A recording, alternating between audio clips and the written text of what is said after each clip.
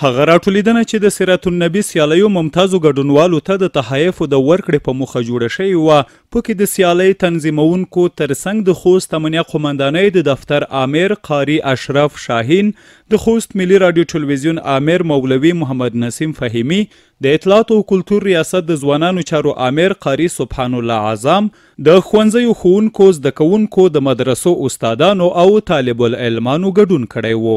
ویناوالو په خپلو خبرو کې د دا ډول سیالیو جوړول اړین وبلل چې خلک او په ځانګړي ډول لوستې طبقه د اسلام د ستر پیغمبر حضرت محمد صلی الله علیه وسلم د سورت او سیرت په هکله معلومات حاصلوي او په علمي پوهه کې یې زیاتوالی راځي. د سیالیو یو تنظیمونکی ضیاءالله ارمان وایي له دې سیالیو څخه یې موخه د مدرسو او ښوونځیو ترمنځ د واټن له منځه وړل او د زده کوونکو د علمي کچې لوړونه ده.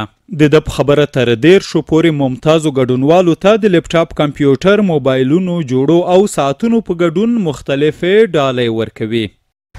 موږ دغه سیالي د دې لپاره جوړه کړله تر څو لومړی هدف او مقصد مو د ښوونځیو او مدارسو د زده کوونکو ترمنځ همغږي رامنځته کول، ترڅنګ یې په خوست کې د علمي کچې د لوړولو لپاره بېلابېل ځوانان او ترڅنګ دولت لګیا دی بېلابېلې سیالۍ او برنامې په لاره اچوي.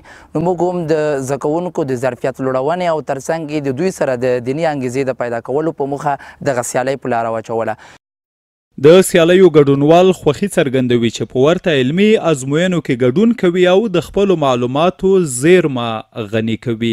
دوی غوښتنه لري چې راتلونکي کې د زده کوونکو ته د ورته نورې ګڼې علمي سیالۍ هم جوړې او دوی د پکې د خپل علمیت ښودنه وکړي.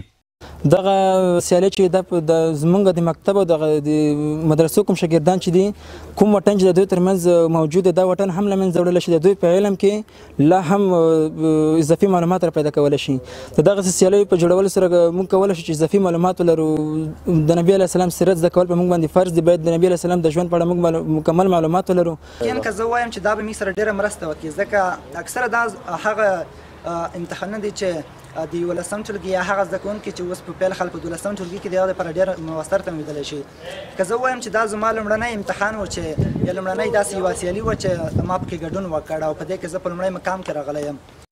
د خوست امنیه قومندانۍ د امنیت آمر قاری اشرف شاهین وایي دا چې مدرسه او ښوونځی دواړه د علم او زده کړې مرکزونه دي، نو د دې سیالیو له لارې د یادو علمي او ښوونیزو مراکزو ترمنځ همغږي رامنځته او واټن له منځه ځي. ښاغلي شاهین د امنیه قومندانۍ د مشرتابه له اړخه ژمنه وکړه چې راتلونکي کې به دوی هم ورته سیالۍ برابروي او هم به د نورو لخوا د دا ډول جوړیدونکو علمي ازموینو ملاتړ کوي.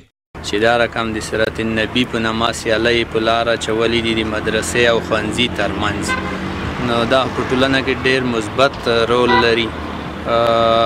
ښوونځی او مدرسې دواړه د زده کړې مرکزونه دي. د ښوونځي او مدرسې ترمنځ واټن کمیږي.